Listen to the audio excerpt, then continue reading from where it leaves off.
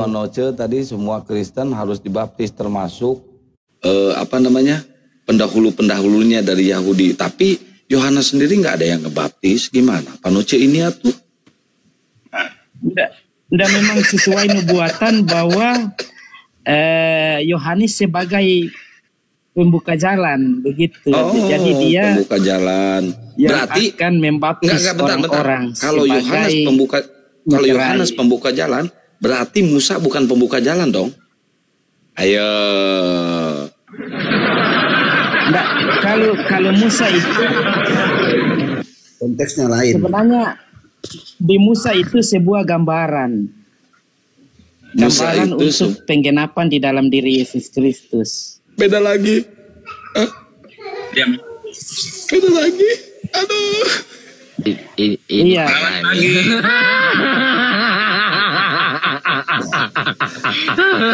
Tenang. Ya, selamat pagi kaum terjemahan. Begini. Oke, mungkin Pak Kristen sejati. Enggak apa-apa, dilanjutin dulu. Ini ada Kang Baal juga. Monitor enggak? Bentar, kaum terjemahan. Karena Musa itu. Bentar satu-satu. Begini. Musa itu sebagai gambaran, sebagai cermin Yesus Kristus. Musa sebagai cermin Yesus Kristus? Mana datanya, tunjukkan. Ini saya baru dengar ini saya ini. Kalau untuk baptisan itu berlaku nanti di zaman Yohanes Pembaptis. Enggak. Saya pengen tahu ayatnya. Musa itu cerminan Yesus. Iya. Di mana ayatnya saya buka? Iya. Coba ulang. Karena begini. 18. Hah? Apa?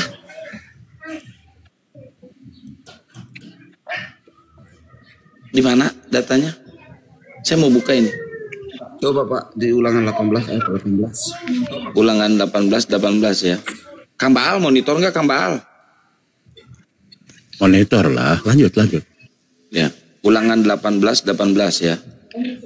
Tetapi haruslah engkau ingat kepada Tuhan Allahmu, sebab dialah yang memberikan kepadamu kekuatan untuk memperoleh kekayaan dengan maksud meneduhkan perjanjian yang diiklarkan dengan sumpah kepada nenek moyangmu seperti sekarang ini. Mana mencerminkan ke Yesusnya? Salah ayat loh, salah ayat. Nggak ada ini, salah ayat. Salah baca kali. Coba baca yang benar. Salah baca. Salah ayat ini. Gimana sih? Dia berbicara, aku akan membangkitkan di antaramu, di tengah-tengah saudaramu. Ulangan 18 kan? Coba kita lihat dulu baca. Lu salah ayat lu.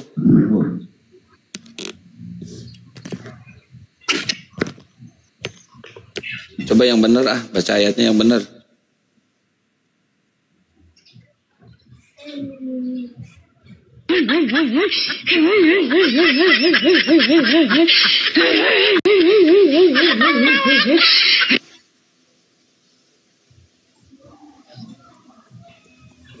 Wih, Panoce, nemu nggak ayatnya? Saya bacain. Nah ini benar nih, ulangan 18 ayat 18 nih. Seorang nabi akan kubangkitkan bagi mereka di antara saudaramu. Itu di antara saudaramu berarti di antara ini Israel. Tetapi harus langkau di sini. Itu pakai Bible versi mana itu? Ini versi terjemahan baru Pak, TB gimana? Ya, ini TB. Saya bukain TB ini. Nih. Lama berkali Bapak pakai, makanya lain kok. Ulangan 18 ayat 18 aja kok lain di situ. Nih. Ini apa ini? Mana? Ini lihat. Ulangan 18 ayat 18 loh. Di sini ya. 18 Bang Kian Santang itu 18. Oh 18. Tadi ngomongnya ulangan 8. Gimana sih? Lu ngerjain gua lu. Hehe lu.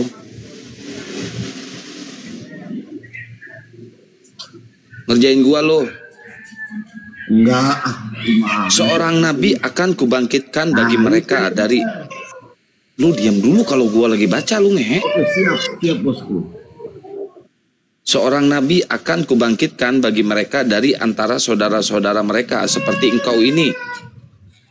Aku akan menaruh firmanku dalam mulutnya dan ia akan mengatakan kepada mereka segala yang kuperintahkan kepadanya. Berarti Musa juga Tuhan ya. Soalnya ditempelin firman di mulutnya.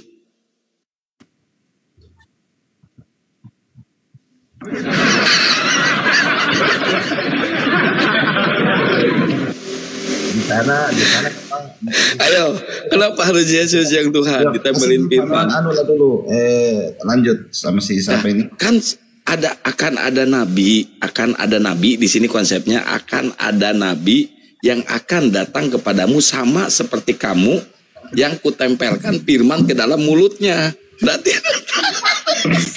ini parah nih. Halo. Ya memang Musa itu adalah alat untuk sebenarnya bangsa konteks Mesir. ini Musa ribut kan, ribut.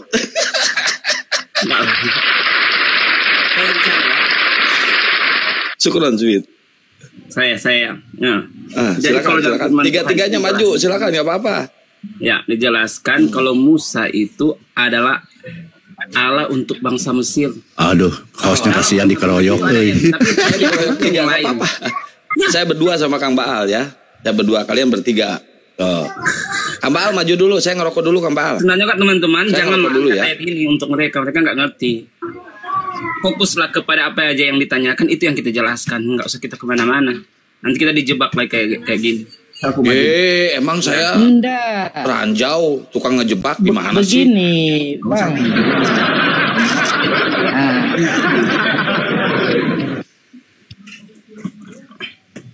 Masuk Kang Baal, masuk dulu Kang Yang Baal. saya maksudkan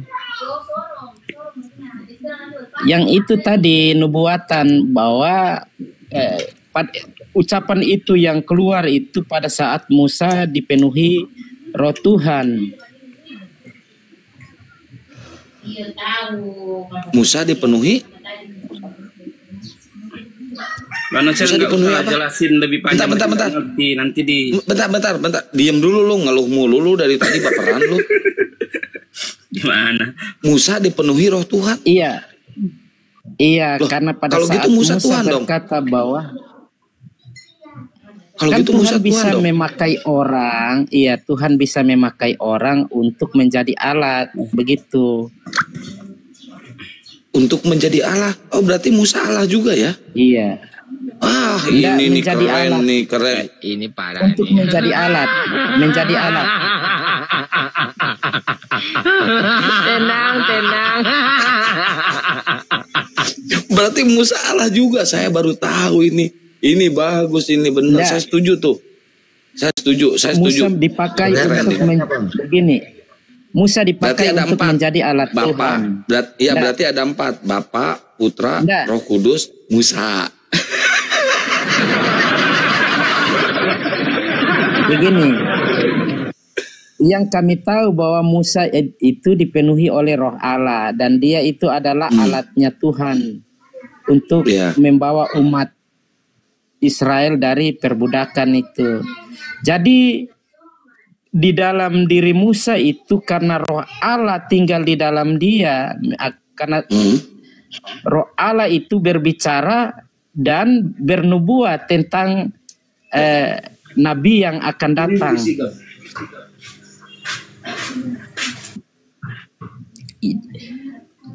Musa kepenuhan Roh Allah. Iya. Oh, Musa kepenuhan Roh Allah berarti Bapa, Putra, Roh Kudus, Musa gitu ya? Ya, jadi 4 lah ya, host. 4. Ya. Oh iya. Enggak. Firman nggak dibawa Firman? Lanjut. Firmannya enggak? Begini. Tokoh-tokoh Alkitab, apalagi para nabi pada saat itu, mereka itu dipakai oleh Tuhan untuk menjadi alat Tuhan. Dan mereka itu diperlengkapi dengan Roh Tuhan, sehingga mereka bisa bernubuat, Mereka bisa menyatakan dosa orang. Mereka bisa mengetahui pengampunan, melakukan pengampunan dosa lewat korban persembahan.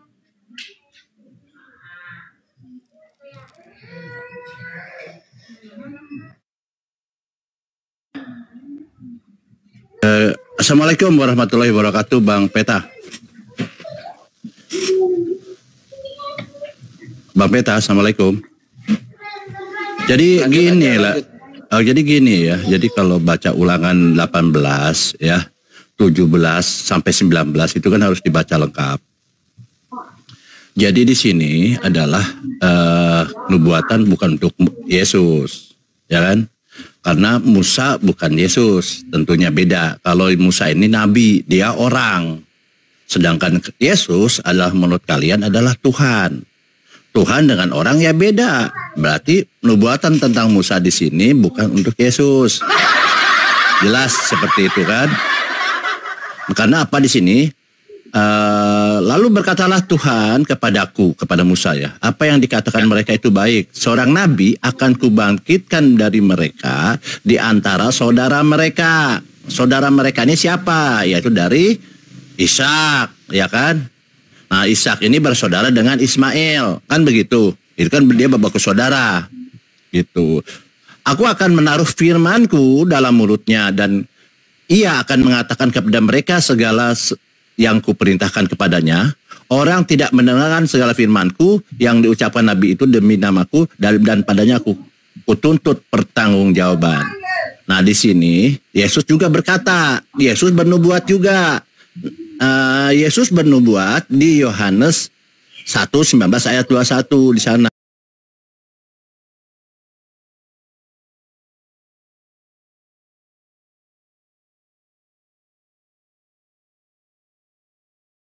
Aku seorang nabi karena zaman Musa ini banyak menunggu-nunggu nabi. Ini siapa nabi gitu kan seperti itu.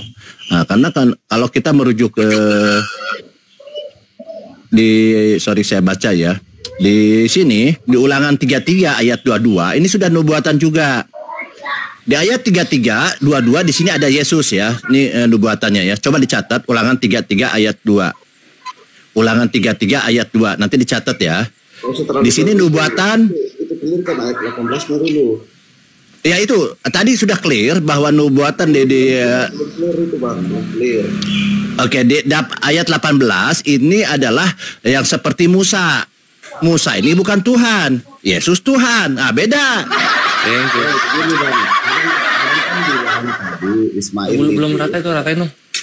Saudara kandung dengan Ishak. Begitu ya maksudnya abang ini. Saudara dari satu bapak kan, betul ya? Saudara dari Musa berbicara itu dari keturunan Yakub. Itulah Israel, di tengah-tengah keturunan Israel itu Pak. Jangan bapak melebar sampai saudaranya ini. Enggak, itu kan dikatakan begini Bang. Saudara dengan di bawah ini ngawur namanya. Nah, sabar dulu. Di antara kamu bangsa Israel itu bukan lagi bersaudara. Itu kalau mau dikaitkan dengan Ishak. Ishak di atas itu neneknya Yakub itu Pak. Hati-hati. Iya sabar dulu. Itu salah Bapak.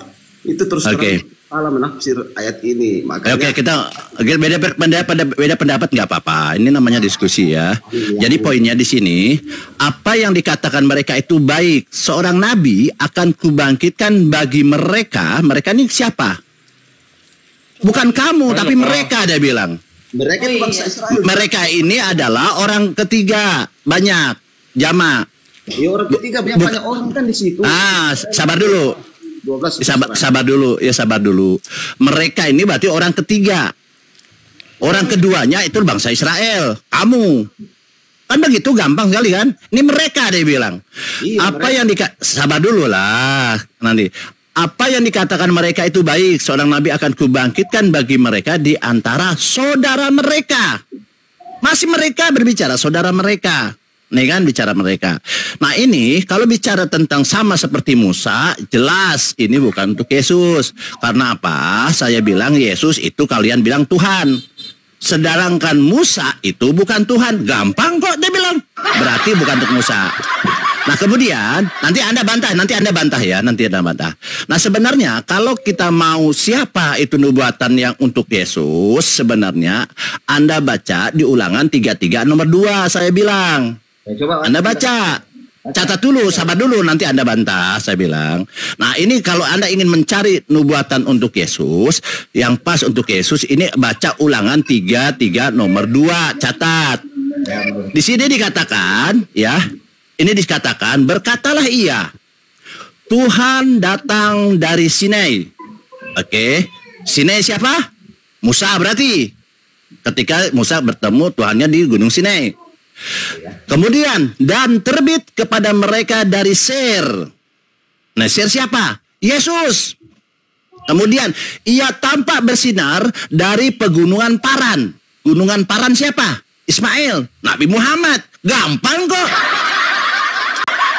Jadi di sini sudah dinubuatkan nanti ada Musa di Gunung Sinai, Yesus di Ser, dan di Gunung Paran adalah Ismail, yaitu yang datangnya nanti kepada Nabi Muhammad. Gampang kok. Apa sih susahnya? Coba catat lagi di Ulangan 33 nomor 2. Silahkan. Assalamualaikum warahmatullahi wabarakatuh, Bang Kores. Jawab bisa saya jawab. Waalaikumsalam, lanjut. Saya jawab bisa. Bisa saya jawab? Oke, gini. Jadi tentang Ulangan 18, sekali lagi dalam menjelaskan kitab kami, Bang, maka harus diperhatikan ayat-ayat sebelumnya dan ayat-ayat sesudahnya. Ini cerita tentang apa dalam Ulangan 18? Saya langsung baca saja dalam ayat yang ke-12. Karena segala orang yang berbuat perkara demikian itu kebencianku. Sebab perbuatan kebencian pada ini ayat 15. Bahwa seorang nabi di tengah-tengah kamu. Ayat 15. Bahwa seorang nabi dari tengah-tengah kamu. Jadi pada saat di dalam Ulangan ini sudah berbicara tentang bangsa Israel. Itu sudah turunan dari 12 anak Yakub. Jadi pada saat dikatakan dari tengah-tengah kamu, artinya tengah-tengah bangsa Israel. Bukan bangsa lain. Ini abang di atas salah bukan paham. dari bangsa lain. Ya sabar, Bang. Bukan dari bangsa lain. Karena penjelasan itu harus diperhatikan ayat-ayat sebelumnya dan ayat sesudahnya. Karena itu dikatakan ayat 18 kembali ikan bagi mereka seorang nabi dari antara saudaranya. Artinya dari suku bangsa ada 12 suku bangsa Israel. Dari tengah-tengah itu 12 suku itu akan bangkit seperti Musa, nabi seperti Musa. Kenapa dikatakan seperti Musa, bukan seperti nabi-nabi yang lain? Karena Musa menerima firman yang dari Tuhan. Sedangkan Yesus itu adalah Yohanes 1 ayat 14, firman yang menjadi manusia. Jadi kalau Musa mengeluarkan bangsa Israel dari tanah Mesir ke tanah Kanaan, demikian juga Yesus sebagai firman, dia membebaskan kita dari belenggu dosa ke Kanaan Samawi yang bicara tentang surga.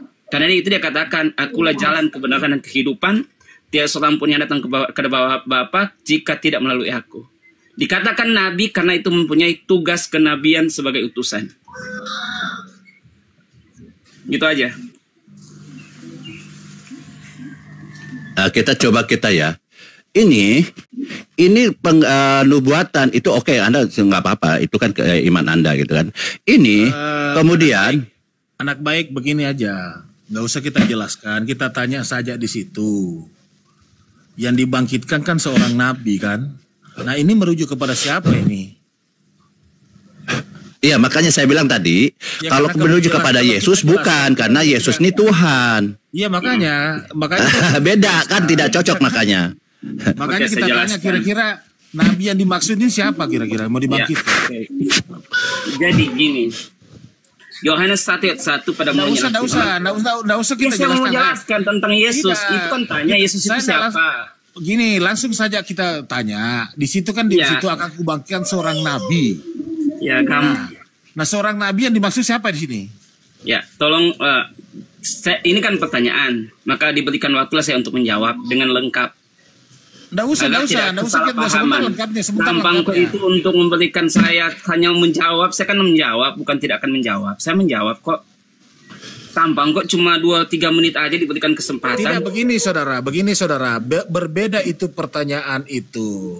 XI dengan pertanyaan ABCD. Ini kan sama dengan pertanyaan ABC. Kan di situ kan dikatakan akan kubangkitkan seorang nabi. Nah sekarang pertanyaannya, seorang nabi di sini yang dimaksud siapa? Yesus atau bukan? Itu aja dijawab. Nanti Yesus kalau mau itu jelaskan, kan Yesus itu kan Tuhan. Jangan sampai salah menjelaskan. Berarti bukan. Kalau Yesus Tuhan bukan. Berarti nubuatan bukan untuk Yesus. Yesus itu bisa Yesus itu disebut nabi, guru. Iya. Oke, sudah terjawab ya. Yesus Tuhan. Jadi bukan untuk nabi itu bukan untuk Yesus karena kalian mengklaim Yesus Tuhan. Dikatakan nabi dan guru. Begitu. Sekarang begini Bang Anak Baik. Anda mengatakan Tuhan adalah Yesus, berarti sudah bukan Tuhan. Nah sekarang kira-kira nabi siapa yang dimaksud di sini? Oke, baik, makanya saya mau lampirkan data. Jadi ini gini teman-teman, Anda boleh klaim, kita pun boleh klaim, tapi dasarnya harus Alkitabiah gitu kan gini. Jadi tidak hanya di situ saja bahwa nubuatan itu bahwa ini seorang nabi. Jadi di sini merujuk kepada Nabi Muhammad. Ya, tadi saya bilang di Ulangan 33 nomor 2 ini jelas gitu kan, ada paran gitu kan, bersinar dari paran. Dia bilang paran ini siapa? Ismail. Ismailnya ada nanti dari silsilahnya kepada Nabi Muhammad. Ya kan, jelas di sana. Makanya dia tuh paran dengan Israel masih bersaudara. Makanya dikatakan saudara mereka, dia bilang. Ya kan seperti itu. Nah, kalau kita baca data lagi, teman-teman, bahwa di sini dikatakan saya pakai data izin ya. Nah, di sini dikatakan di sini di Yeskiel 27:21 di sini dikatakan, saya pakai data izin ya. Jadi paran ini siapa gitu kan? Nah, ini ada Arab ini. Data kok valid kok. Yeskiel ini dibuatkan juga untuk siapa? Untuk Nabi Muhammad. Ya, jelas Yeskiel 27:21 ada tulisan Arab, ada Kedar, Bani Kedar. Gampang kok dia bilang, kenapa sih putar-putar? Yeskiel 27:21 ya. Artinya gini teman-teman, tetap kita menghargai apa yang datang kepada Ishak untuk keturunan Bani Israel, kita hargai. Tetapi kita juga tidak mengesampingkan nubuatan itu akan datang juga dari keturunan Ismail. Di sini dia katakan Yeskiel 27:21, Arab dan semua pemuka Kedar berdagang dengan engkau di dalam anak domba, domba jantan dan kambing jantan dalam hal-hal. Itulah mereka berdagang dengan engkau. Ini ada Arab, ada Kedar. Jadi sudah diceritakan juga ceritanya. Kemudian kita lihat di sini Kejadian 25, keturunan Ismail. Inilah nama anak-anak Ismail disebutkan menurut urut-urutannya Nebayot, anak sulung Ismail. Selanjutnya Kedar. Nah, ini Kedar. Siapa yang Kedar ini? Anak Ismail. Tadi dikatakan Ismail ini ada Kedar. Kemudian kita lihat di Kisah Para Rasul 14 ayat 7, setibanya di situ mereka memanggil jemaat berkumpul, lalu mereka menceritakan segala sesuatu yang Tuhan lakukan dengan perantaraan mereka, dan bahwa ia, huruf besar, telah membuka pintu bagi bangsa-bangsa lain. Jelas ini bangsa-bangsa lain, artinya masih ada bangsa-bangsa lain di luar Bani Israel.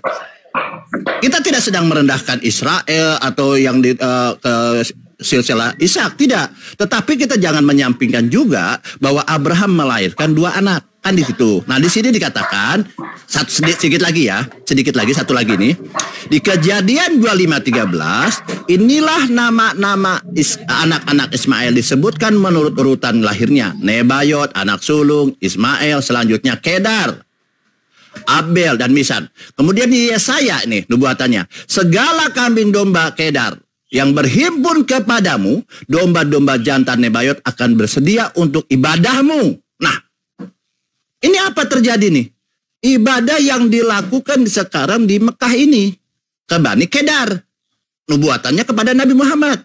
Segala kambing domba. Kemarin Idul Adha ya, kita tahu ya. Bagaimana ada kurban domba, binatang dan lain-lain. Segala kambing-kambing domba Kedar akan berhimpun. Masya Allah. Dia berhimpun dah. Kepadamu domba-domba jantan Nebayot, masih anaknya ini Ismail, akan tersedia untuk ibadahmu. Ibadah haji nih.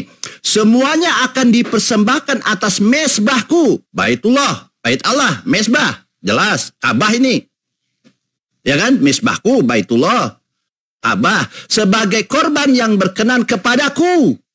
Dan aku akan menyemarakan rumah keagungannya. Rumah Allah, bait Allah, Ka'bah. Ini sudah dinubuatkan di Yesaya 60 ayat 7 tentang Bani Kedar. Yang sekarang diperingati sebagai Idul Kurban. Ibadah haji. Gampang kok. Ini data valid. Silahkan. Jelaskan tentang data yang dibawakan oleh anak baik. Ya. Datanya itu bicara tentang itu ya noise itu tok itu siapa itu? Ya, ayat 7 toh. Segala domba Kedar dikumpulkan kepadamu. Mu itu siapa? Bangsa Israel. Ya. Segala domba jantan yang dihantar akan gunamu. Kepada apa? Persembahan untuk bangsa Israel. Sekalian itu naik ke atas mesbahku. Mesbah bicara tentang apa? Tentang bait suci bangsa Israel. Dipersembahkan dengan keberlimpahan hati, maka rumahku itu apa? Bait suci. Itulah bait suci atau tabernakel. Itu jadi mesbah di sini bukan berbicara tentang kedarnya dibahas. Kedar. Segala domba Kedar, artinya domba Kedar ayat sebelumnya bahwa kawan-kawan unta menghuni muka tanahmu, artinya bukan itu. Baca ayat 5, baca ayat 5, 6, 7. Bahwa itu bicara tentang bahwa bangsa-bangsa selain bangsa Israel akan membawa persembahan kepada bangsa Israel untuk guna persembahan untuk bangsa Israel. Bila akan dibaca gini Bang, sebelum cocokmologi, selain bangsa Israel akan mempersembahkan kepada Israel apa itu? Coba di mana datanya? Oke, gini. Bangsa apa itu? Itu ayat yang diangkat oleh anak baik itu. Justru saya mengangkat ayat itu. Iya, bangsa apa itu? Bangsa Israel. Itu selain bangsa Israel akan mempersembahkan kepada bangsa Israel itu bangsa apa? Bangsa. Bahwa kawan-kawan unta akan punya muka tanahmu itu unta yang pantas dari Midian. Dari bangsa itu Midian. Bangsa Arab itu. Dan Hefa. Ya. Itu betul-betul.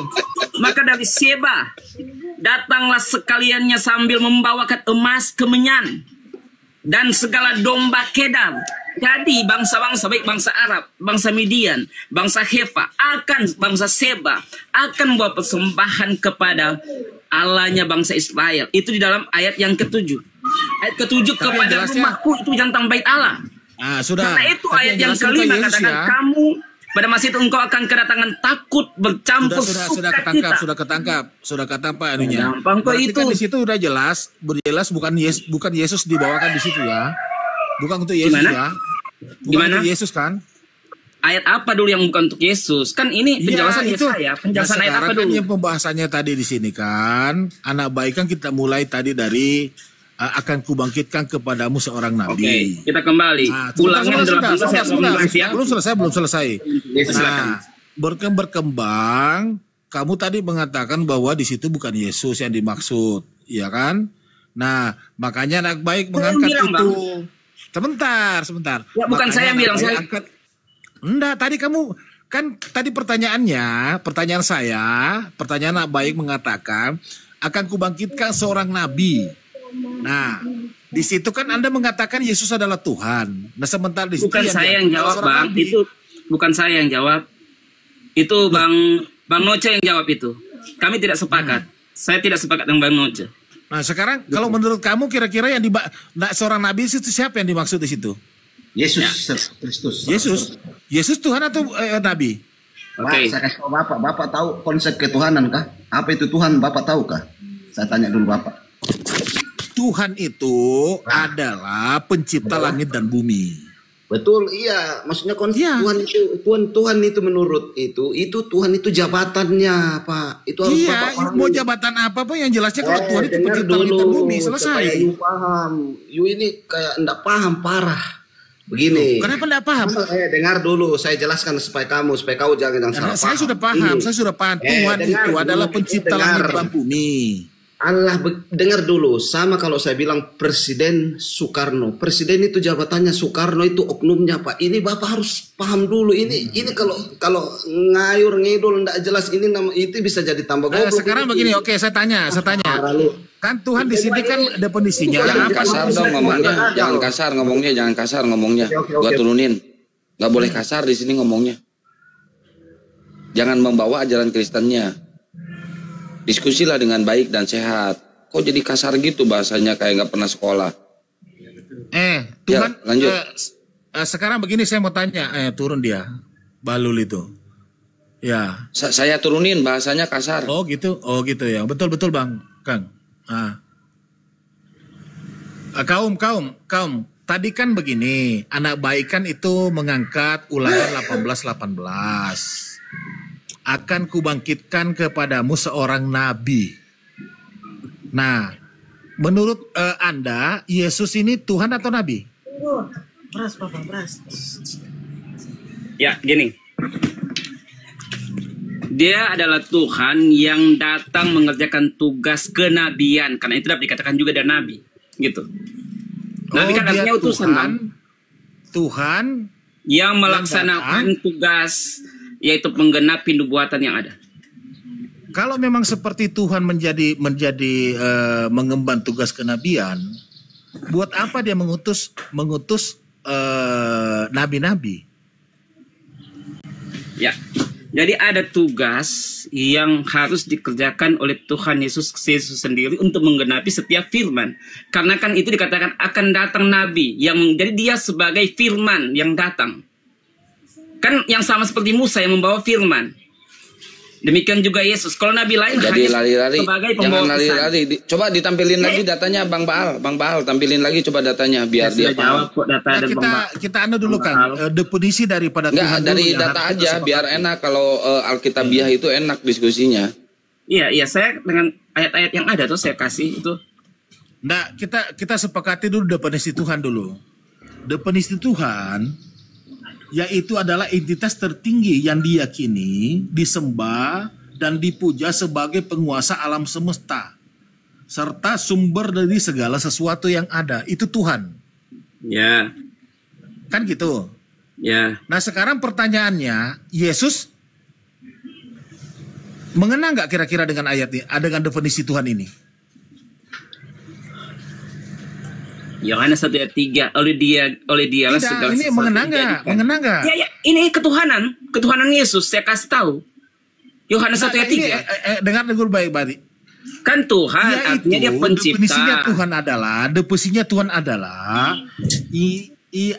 entitas tertinggi yang diyakini, disembah dan dipuja sebagai penguasa alam semesta serta sumber dari segala sesuatu. Nah, kalau Anda mau mengatakan Yesus ini memenuhi syarat enggak? Sementara Yesus pertama dia dilahirkan dari seorang perempuan. Ya entah bagaimanapun caranya tapi yang jelasnya dia lahir. Dia punya keterbatasan sebagai manusia. Dan itu Tuhan itu nggak pernah berubah. Ya tetap Tuhan ya pasti dia penguasa alam semesta.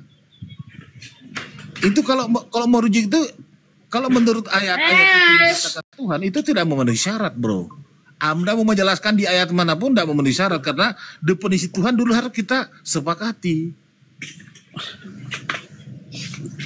Oke. Gini Bang, Abang dalam bertanya sudah mengambil kesimpulan bahwa Yesus tidak memenuhi syarat. Yohanes 1:3 oleh dialah segala sesuatu itu dijadikan dan tanpa dia tidak ada sesuatu yang jadi. Itu tidak salah. Betul. Artinya tidak dia salah. Pencipta. Nah sekarang kan kalau kita mengacu kepada Yohanes 1 ayat 3. Dia itu segala sesuatunya diciptakan. Yang menciptakan siapa? Bukan Yesus penciptanya. Yesus adalah inkarnasi sebagai firman, Bang. Allah menciptakan segala sesuatu itu diperuntukkan untuk Yesus kalau menurut ayat itu ya. Karena apa? Untuk disampaikan kepada umatnya. Makanya definisi Tuhan dulu Anda tidak pahami definisi Tuhan. Anda mengambil definisi itu berdasarkan keyakinan, bukan berdasarkan konteks bahasa. Apa itu Tuhan? Apa definisinya itu adalah Tuhan? Itu sudah jelas, dia penguasa alam semesta. Ya kan? Nah, dia penguasa alam semesta dan bersumber dari segala sesuatu. Nah sekarang bersumber dari segala sesuatu, bisa dikatakan Yesus nggak? Iya, dalam firman, dia sebagai firman bersumber dari segala sesuatu itu adalah Dia mau firman kayak mau apa tidak akan mau bisa apa, karena tetap di bersumber dari firman. sesuatu itu firman. Gimana Bang Kian Santang Firman diskusi itu adalah kayak gini? perkataan. Sabarlah, Bang. Kamu tahu artinya kata firman nggak? Firman dan berfirman itu berbeda, Bang. Iya. Bedakan. Firman itu adalah perkataan. Yang berkata itu siapa? Kata-kata dan perkataan berbeda. Nah, kata-kata Tapi itu dan tentang perkataan pikiran, itu kehendak. berbeda. Dan itu dikatakan sebagai logos. Mau apapun namanya, yang jelasnya dia itu bukan entitas yang tertinggi. Itu jelas. Nah, kalau pemaksaan nggak bisa diskusi, oke, nggak apa-apa. Bukan pemaksaan. Iyain Bro. aja saya. Bukan pemaksaan. Bukan pemaksaan. Yang jelasnya firman kan itu kan Ini, itu Bang, udah jelas. Abang sudah mengambil kesimpulan. Makanya sebelum berdiskusi, bro, kita harus tahu dulu definisi pertama adalah Tuhan. Kemudian kedua Gini, adalah saya kasih firman. Gini Nah, aja. Saya buka. kasih. Oke, definisi tentang firman gini, Bang. Definisi tentang firman berarti yang maha. Itulah firman, itu Tuhan. Definisi tentang Tuhan berarti yang maha. Maha kuasa, maha pengampun gitu. Maksudnya, itu Tuhan kan definisi Tuhan, maha pengampun. Betul, Bang. Bang Peta, berarti Tuhan itu maha pengampun. Sebentar saya. Ini nih, coba kau baca nih. Baca nih. Aduh, saya nanya kok, Bang. Sebentar, baca dulu ini. Supaya kita jangan sampai saya bilang asumsi gitu loh. Nggak kebaca. Sebentar ini. Mana sih? Nih. Baca nih. Nggak kebaca, Bang. Goyang-goyang, nggak baca, sakit mata saya. Baca aja, Bang. Nah ini.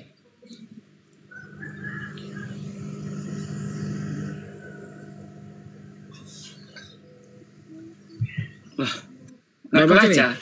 Coba siapa yang bisa baca itu? Nggak kebaca saya. Baca nih. Saya kaum terjemahan, Bang. Saya kaum terjemahan, jadi nggak kebaca. Kalau seperti itu saya nggak kebaca. Ini baca nih. Itu tulisannya itu dari kiri ke kanan nih, baca saya bingung bacanya. Nggak bisa saya baca dari sini. Oh, ini saya bacakan ya.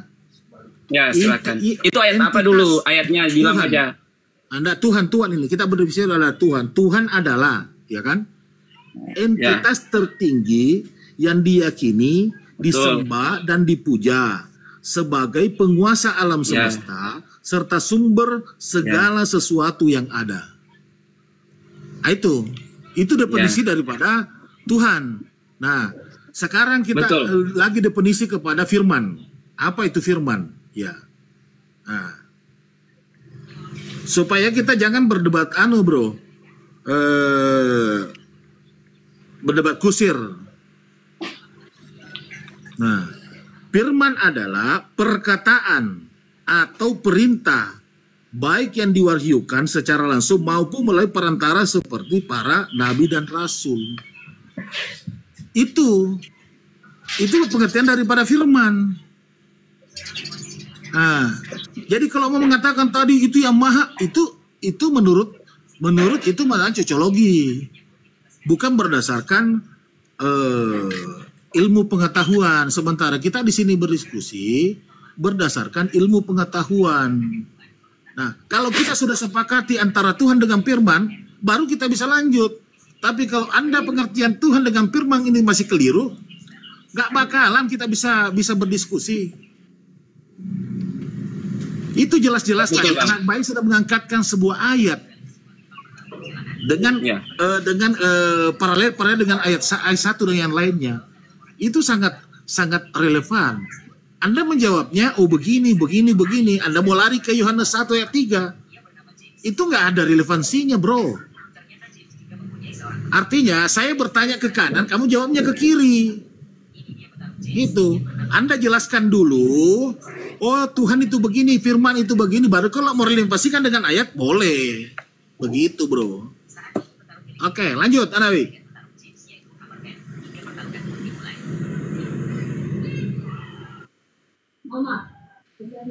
Ya, oke.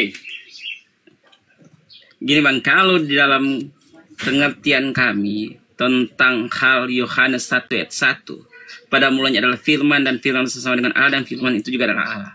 Maka pemahaman saya tentang kitab saya yang dipahami oleh seluruh orang Kristen yang ada di dunia ini, maka tidak sejalan dengan pemahaman apa yang Abang Peta paparkan. Jadi sesuai dengan pernyataan Bang Peta bahwa kita tidak akan ketemu diskusi ini. Jadi lebih baik, oke, saya turun aja. Nggak akan ketemu diskusi. Bukan ya, begitu caranya Bang, berdiskusi. Betul. Iya, betul. Saya sudah menyatakan tentang pengertian tentang firman yang adalah saya sudah menyatakan.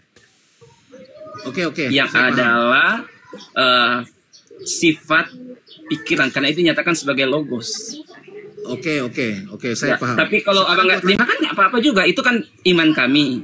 Ya, iman Abang lain nggak apa-apa. Kalau masalah keimanan, Bro. Kalau masalah Bang, saya mau keluar nih, sudah dipanggil. Nanti lagi dengan Kristen yang lain aja. Ini ada haleluya yang di bawah. Bisa begini, kalau berbesarkan masalah keimanan, kami tidak akan pernah mau protes, itu hak Anda. Tetapi kalau kita dalam diskusi, kita harus memahami betul apa konteks yang kita diskusikan. Kita berbicara tadi masalah Tuhan, kau berbicara masalah firman, ya kita harus tahu definisinya dulu, baru kita bisa lanjut. Karena kalau kita tidak sepakat di definisinya itu sama-sama, apapun yang kita jelaskan sama-sama itu tidak akan pernah kita bisa memahami satu sama lain. Itu maksudnya. Nah, kalau seumpamanya Anda tadi mau mengatakan, walaupun Anda turun, mudah-mudahan Anda monitor di bawah, bahwa Anda tadi mengatakan itu menurut iman Kristen, menurut orang-orang Kristen. Nah, sekarang pertanyaan saya sangat sederhana. Kitab yang dibawa Belanda masuk oleh misionaris pada saat itu, dari bahasa Belanda ataupun dari bahasa Yunani, itu diterjemahkan dalam bahasa Indonesia dengan menggunakan standar KBBI pada zaman itu. Ya. Gunanya kan untuk memudahkan orang-orang Indonesia memahami apa yang tertulis, konteks yang tertulis dalam kitab-kitab itu. Nah, kalau Anda mempunyai pemahaman yang lain daripada standar KBBI, itu lain cerita. Itu lain cerita. Saya tidak tahu ambil sumbernya dari mana. Karena seperti kata Tuhan, seperti kata firman, itu udah ada definisinya dalam KBBI. Firman itu adalah perkataan. Tuhan itu adalah entitas tertinggi, bersumber segala sesuatu, kan gitu.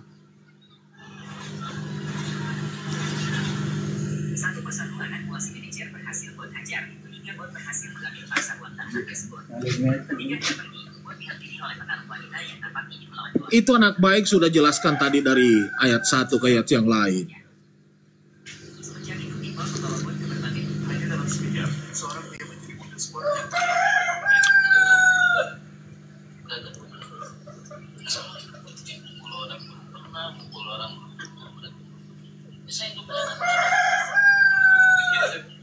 Masalah saya cuma ekonomi itu.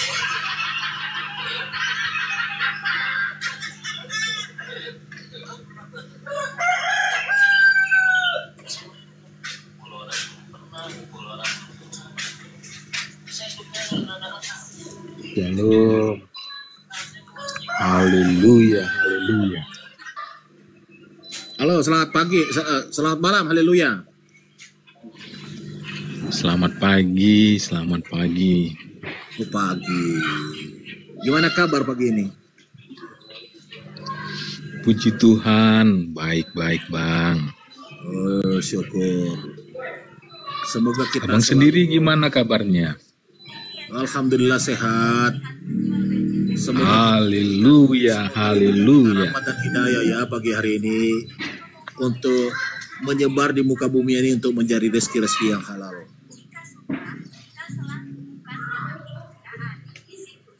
Iya. Nah, sekarang Bang Haleluya, kita mau ngobrol-ngobrol ringan ini. Itu kalau menurut Anda Bible itu sama dengan Al-Quran ya? Saya lari ke Al-Quran dulu. Al-Quran itu kan bahasa Arab, betul? Kan? Iya, yang saya tahu itu kan bahasa Arab itu diterjemahkan dalam berbagai bahasa di dunia ini. Termasuk bahasa Indonesia. Kira-kira saya mau tanya sama Anda, gunanya itu penerjemah untuk menerjemahkan ke bahasa Indonesia untuk apa itu, Bang? Yang pernah saya dengar itu supaya mudah dipahami oleh setiap bangsa-bangsa yang ada di dunia. Mantap. Nah, sekarang dalam penerjemah itu bahasa Indonesia dia menggunakan standar apa, Pak? Bang? Yang saya tahu penerjemahan TB itu dipergunakan kaidah bahasa Indonesia menurut EYD. Ya. Oh, menurut KBBI kan? Di tahun 94 belum ada KBBI, yang ada EYD saat itu. Oke, EYD nggak ada masalah. Artinya kan sudah poinnya tadi kita udah sepakati bersama bahwa gunanya penerjemah itu dalam bahasa Indonesia agar orang-orang Indonesia dapat dengan mudah memahami apa konteks yang tertulis di dalam ayat-ayat suci, entah Bible ataupun Al-Quran, ya kan? Sekarang pertanyaan kedua saya sebelum kita berdiskusi lebih lanjut dengan teman-teman yang lain. Menurut kira-kira Abang itu, definisinya Tuhan itu apa?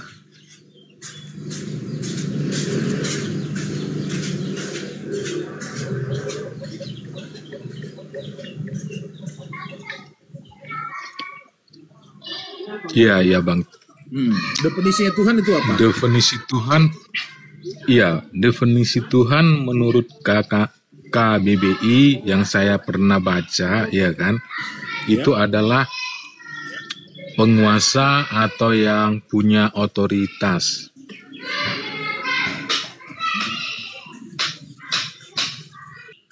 Punya otoritas apa nih? Iya, hanya sebatas itu, Bang. Kalau menurut KBBI arti kata Tuhan ya. Nah, kalau menurut KBBI, yang saya baca kalau menurut KBBI ya, Tuhan itu memiliki beberapa arti.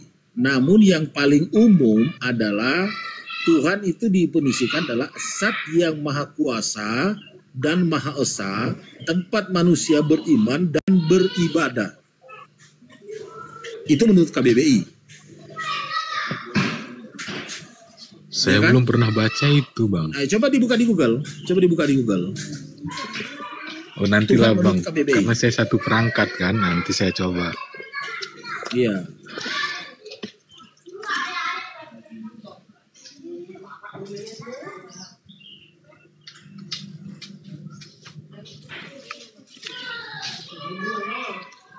Sudah. Enggak, saya satu perangkat, Bang. Jadi bisa. Enggak bisa. Ini saya saya enggak tahu caranya ini open cam ini ya. Tapi yang jelasnya saya baca ini, menurut KBBI, Tuhan memiliki beberapa arti. Namun yang paling umum adalah Zat yang Maha Kuasa dan Maha Esa, tempat manusia beriman dan beribadah. Itu menurut definisinya KBBI. Sepakat dengan hal itu, Bang? Haleluya. Ya, kita sepakati aja, Bang, karena nggak ada yang menyalah. Saya rasakan semua masih dalam logika jangan gitu dong.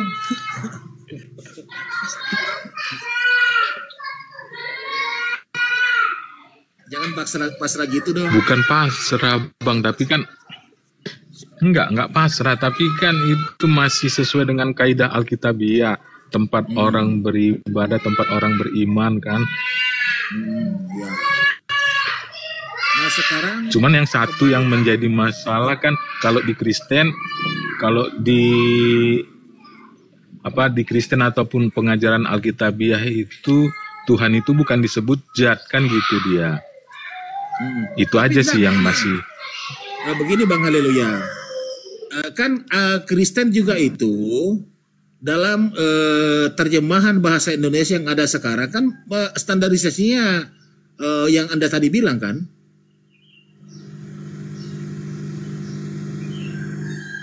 Kan nggak bisa kita lari dari situ. Dia mau apapun yang namanya di situ, kalau dia sudah tertulis bahasa Indonesia, berarti kan kita harus mengaca kepada standar yang ada dipakai di Indonesia, standar bahasa. Kok loncat? Kang?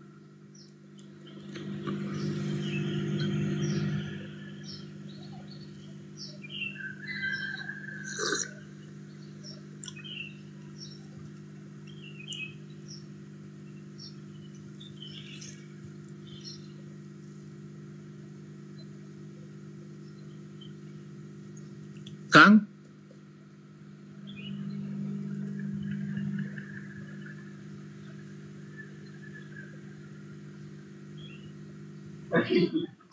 Halo.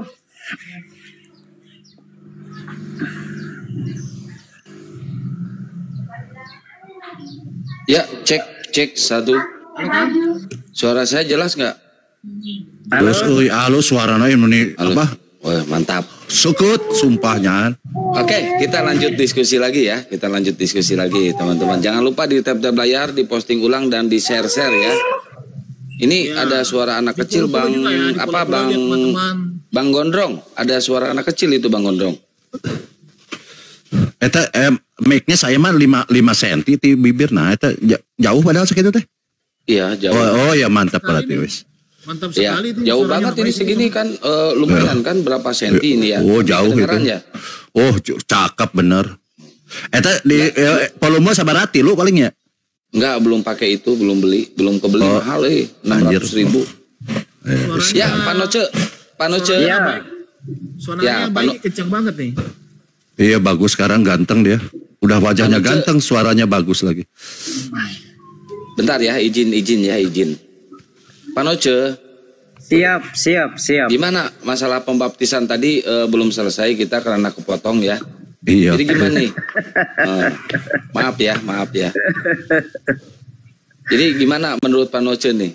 Yang dibaptis ini kan Yesus gitu kan untuk pertobatan.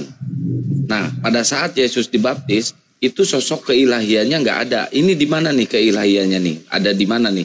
Nanti biar Kang Baal yang buka datanya.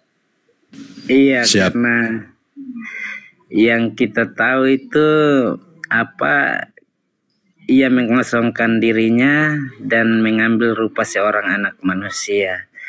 Jadi dalam konteks ini ya dia 100% manusia dan 100% Allah. Oh, oke. Mengosongkan dirinya. Pada saat kapan dia mengosongkan dirinya?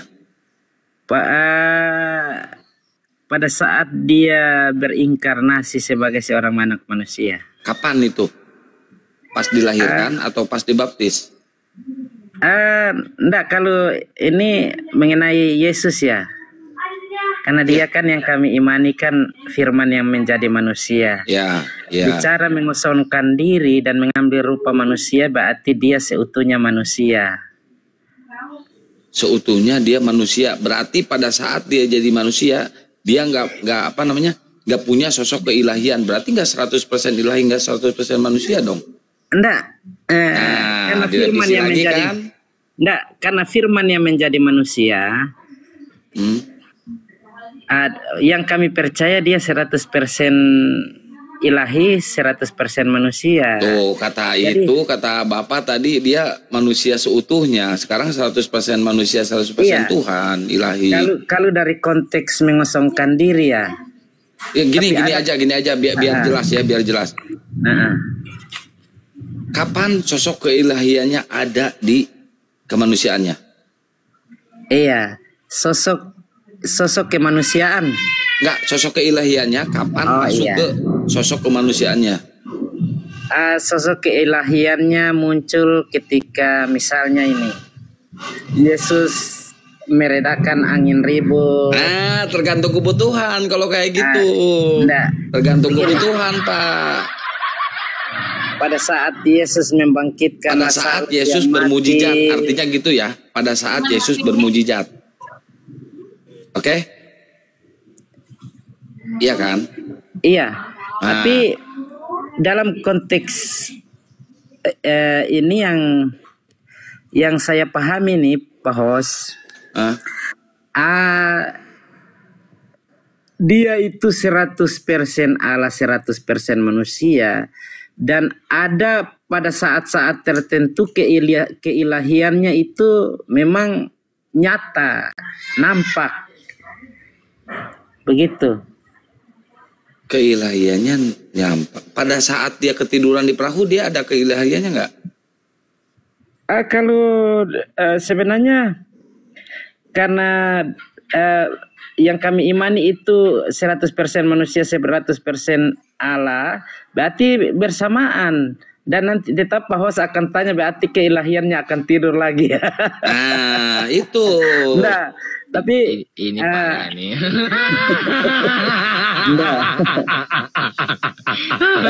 Tenang. Tapi itu memang dalam iman Kristen ya seperti itu. Oh ya, saya hargai keimanan Anda.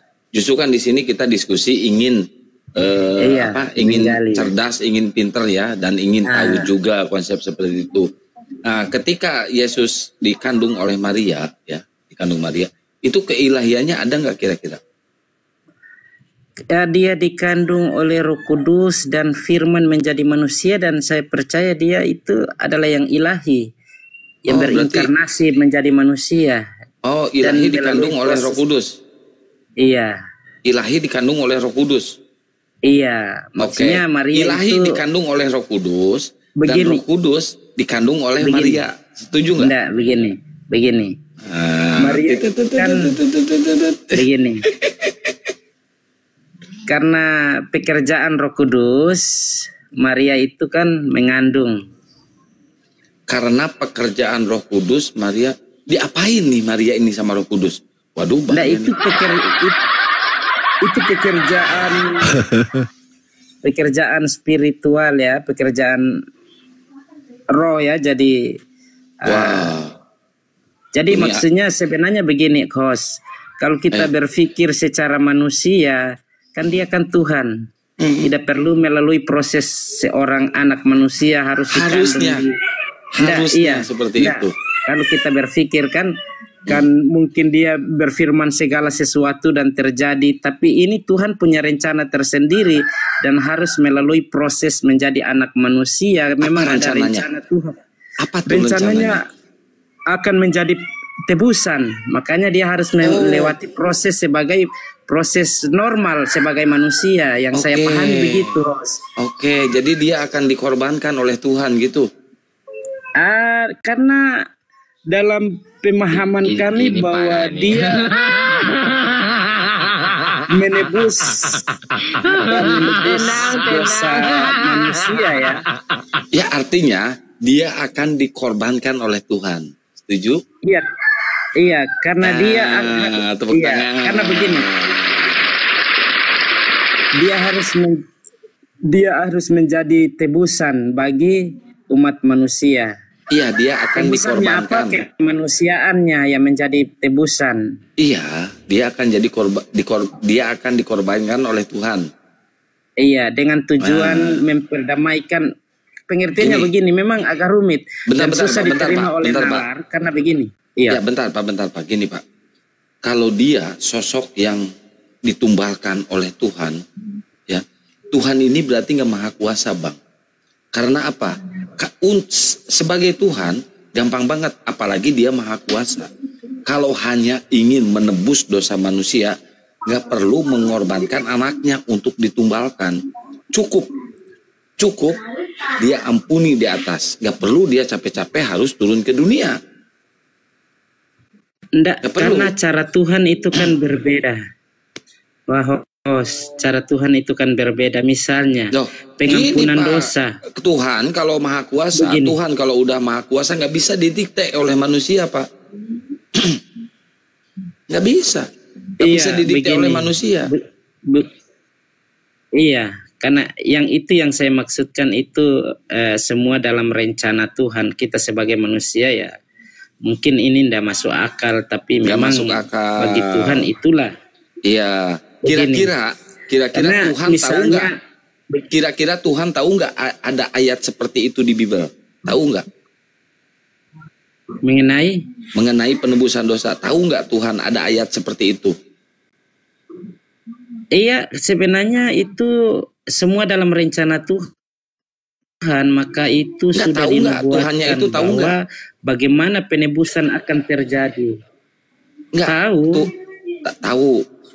Itu firman Tuhan itu. Tahu. Berarti itu firman Tuhan atau bikinan Paulus? Tuhan enggak begini. Nah, blunder Pak di sini, Pak. Contoh begini. Contoh begini. Contoh begini. Ketika pengampunan dosa yang dilakukan oleh Musa pada umat Yahudi pada saat itu lewat korban anak domba misalnya, darah anak domba yang membuat Tuhan itu mengampuni dosa umat. Loh, pada kalau saat kayak itu. gitu, Pak, kalau kayak gitu, kenapa Yahudi memakai darah domba? Kenapa Kristen memakai darah Tuhan? Ayo Pak, jujur di sini kita jujur di sini. Iya, karena itu memang itu adalah itu yang saya bilang itu sebuah cermin dan gambar yang sesungguhnya yang sebenarnya yang akan menjadi penebus, karena ini darah anak domba ini kan bukan menebus dosa dunia kalau ini. Kalau bisa memakai darah domba, kenapa harus memakai darah Tuhan, Pak? Simpel, kita persimpel.